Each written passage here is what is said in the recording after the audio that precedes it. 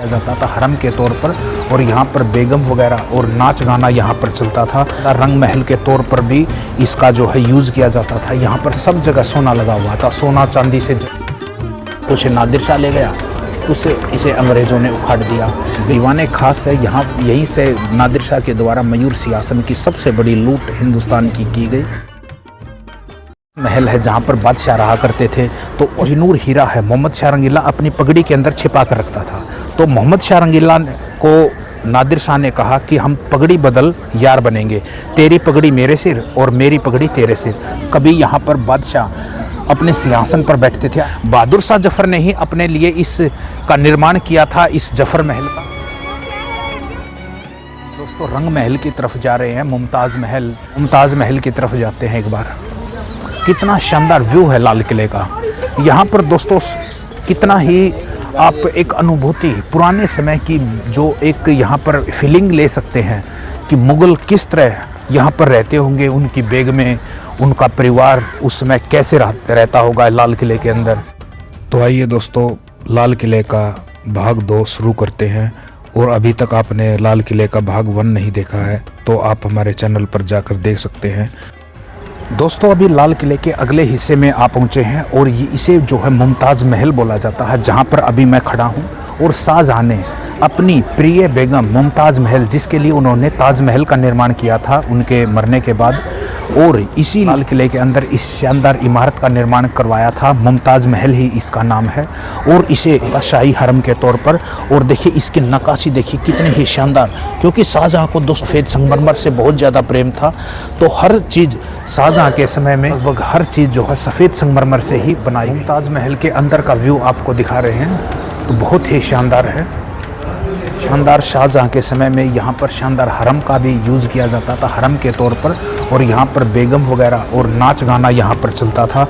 नाच एक छोटा सा रंग महल के तौर पर भी इसका जो है यूज़ किया जाता था। यहाँ पर नाच गाना भी होता था, बादशाह का मन यहीं पर बहलाया जाता था।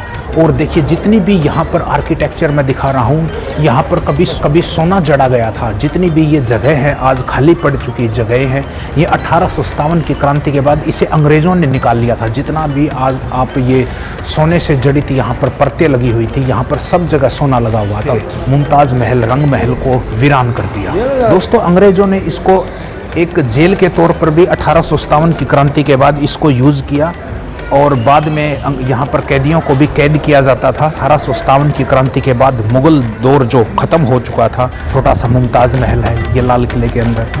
कभी यहाँ महफिलें सजती थी, शायरी का, शेर व शायरी का मजमा लगता था।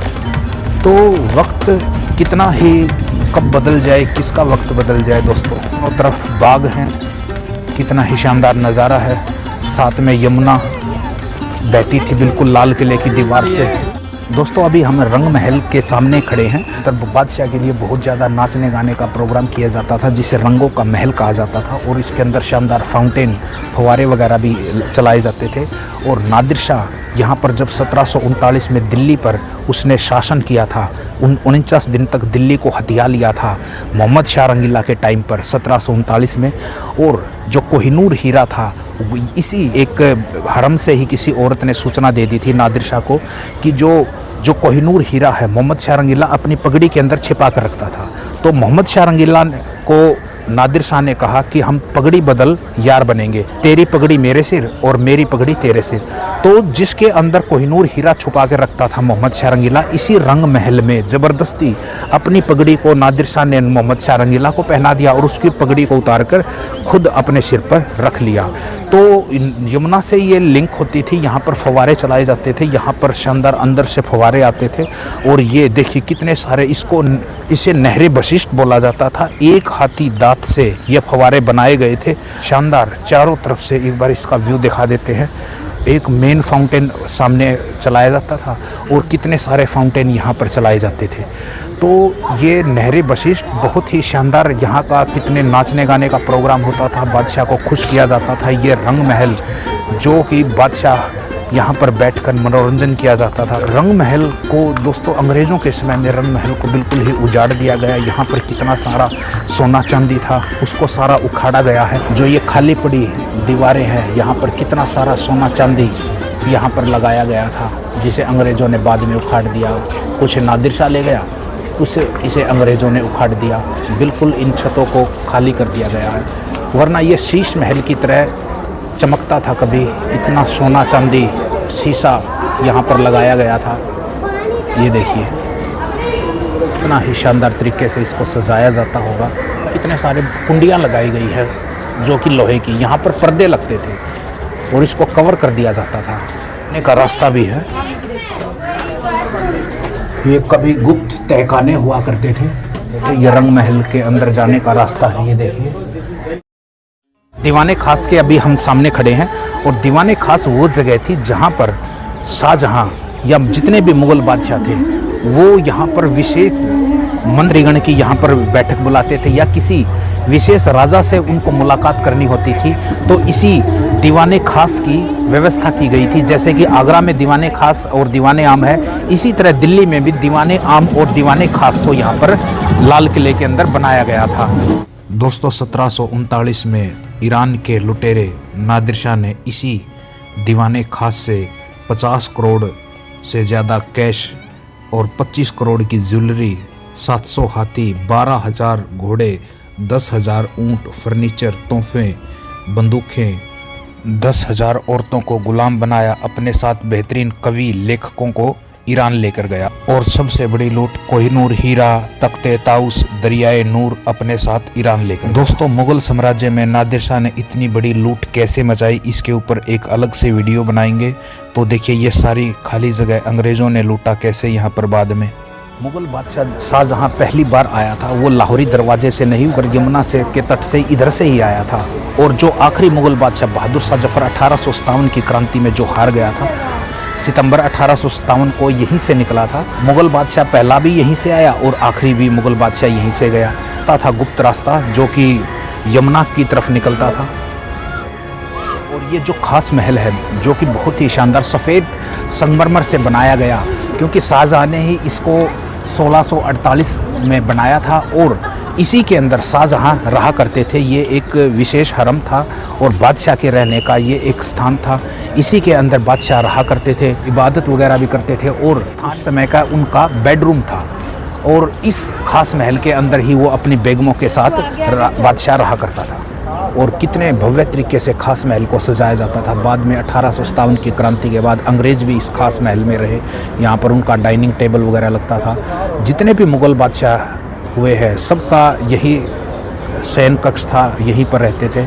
और इस महल से निकलकर सामने बादशाह यहाँ पर जाता था, ये दीवाने खास के अंदर। ये देखिए बिल्कुल दीवाने खास और जो खास महल है वो बिल्कुल आमने सामने है। दीवान यहाँ पर दोस्तों कितना ही शानदार, जहाँ पर बादशाह रहा करता था। तो आप सोचिए इस छत को कितना शानदार तरीके से उस समय ये जगमगाती होगी। ये देखिए आज इसको जो है अंग्रेज़ों के द्वारा 1857 की क्रांति के बाद मुग़ल बादशाह को गिरफ्तार करने के बाद इस पूर्तनी भी सोना चांदी और हीरे जवाहरात थे यहाँ से उखाड़ दिए गए और अंग्रेज़ अपने साथ लंदन ले गए। मुग़ल बादशाह शाहजहाँ को संगमरमर से कितना प्रेम था, यहाँ पर उकेरी गई यहाँ पर पेंटिंग, शानदार वास्तु कला का नमूना। ये देखिए दोस्तों सामने एक सिंहासन भी रखा है जो दीवाने खास में, इसके ऊपर ही पीकॉक थ्रोन रखा जाता होगा। तो खास महल से और आगे की तरफ जा रहे हैं, हमाम है जहाँ पर बादशाह और उसकी बेगम और जितनी भी राजकुमारियाँ थी इसी हमाम में नहाती थी। यहाँ पर गुलाब के इत्रों वाले बड़े बड़े सनानागार टब बनाए गए थे, बड़े बड़े थे, जहाँ पर गुलाब की फूलों से बादशाह नहाया करता था। और रानियाँ जितनी भी राजकुमारियाँ थी ये इसी हमाम का यूज़ किया करती थी। हमाम घर के सामने जो कितना सफ़ेद संगमरमर का यहाँ पर यूज़ किया गया है, तो वास्तुकला उस समय की खास थी। यहाँ पर भी हमाम घर के दृश्य हमें देखने को मिल सकते हैं, लेकिन पूरी तरीके से इसको बंद कर दिया गया है।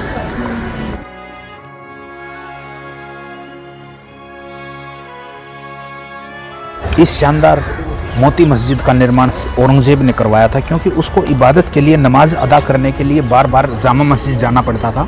तो इसलिए उसने छोटी सी मोती मस्जिद का निर्माण लाल किले के अंदर ही करवा दिया। तो अभी ये बंद है। पहले यहाँ पर नमाज वगैरह भी अदा की जाती थी, लेकिन 15 साल के आसपास से इसको बंद कर दिया गया है। मोती मस्जिद के अंदर का नज़ारा आप देख सकते हैं।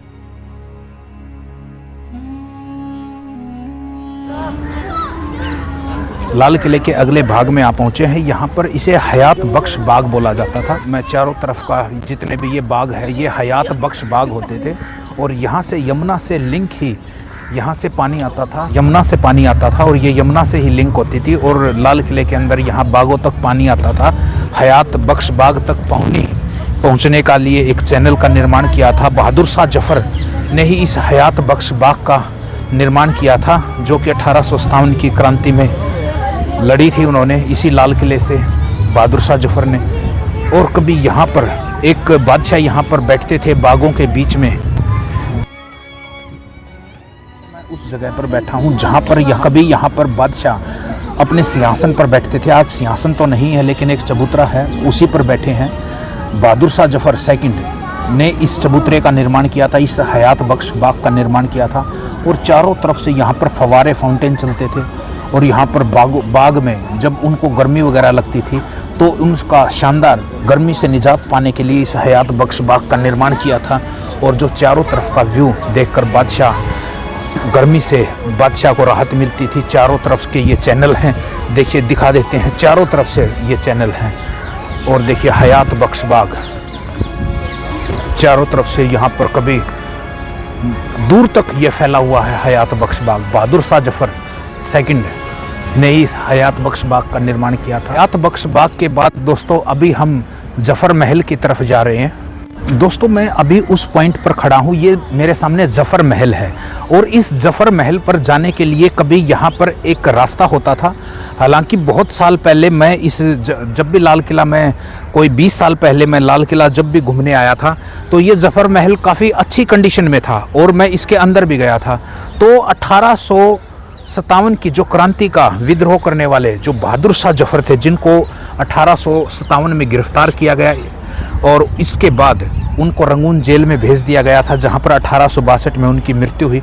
बहादुर शाह जफ़र ने ही अपने लिए इस का निर्माण किया था, इस जफ़र महल का। और जो दो तरफ दो मंडप हैं, एक देखिए एक वो मंडप है, वो सावन मंडप है, और एक और मंडप है उस साइड, वो भादो मंडप है। तो सावन और भादो मंडप का ही निर्माण इनका नाम दिया गया था बहादुर शाह जफ़र के द्वारा। और बाद में अंग्रेज़ों ने यहाँ पर अपने लिए डाइनिंग टेबल वगैरह लगवाते थे, खाना वगैरह खाने के लिए भी इस जफ़र महल का यूज़ किया गया था।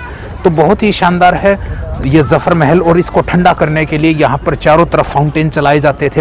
हयात बख्श के साथ ही ये जफ़र महल है। तो देखिए कितने सारे यहाँ पर जो नहर बसिष्ट ये बनाई गई, ये देखिए कितने सारे फाउंटेन हुआ करते थे। हालांकि बहुत सारे लोगों के मन में ये भी विचार है कि भाई बिजली नहीं थी तो फाउंटेन चलते कैसे थे, लेकिन वहाँ पर एक प्रेशर जो क्रिएट किया जाता था, एक बड़ी सी टंकी होती थी किले के अंदर, और उसी प्रेशर से इन फाउंटेन को चलाया जाता था। और पूरे के पूरे चैनल में जहाँ रंग महल से हमने ये नहर बसिष्ट बताई थी, और ये पूरे के पूरे चैनल में हयात बख्श बाग तक ये नहर बसिष्ट जो कि यमुना से लिंक थी, इसको यहाँ पर शानदार तरीके से बनाया गया है। लाल किला जब अंग्रेज़ों के अधीन चला गया था तो ये बिल्डिंग का निर्माण कार्य अंग्रेज़ों ने ही करवाया था, जो ये अभी मैं बिल्डिंग दिखा रहा हूँ आपको। तो दोस्तों ये थी आज की हमारी पेशकश लाल किले के ऊपर, रेड फोर्ट दिल्ली म्यूजियम के ऊपर स्पेशल पार्ट जलियांवाला बाग और 1857 की क्रांति, और उसमें नेताजी सुभाष चंद्र बोस के बारे में भी है। तो म्यूजियम के लिए एक और वीडियो बनाएंगे। तो आई होप आपको दिल्ली के लाल किले की ये वीडियो पसंद आई होगी। तो वीडियो को लाइक कीजिए, चैनल को सब्सक्राइब कीजिए। Thank you very much. जय हिंद दोस्तों।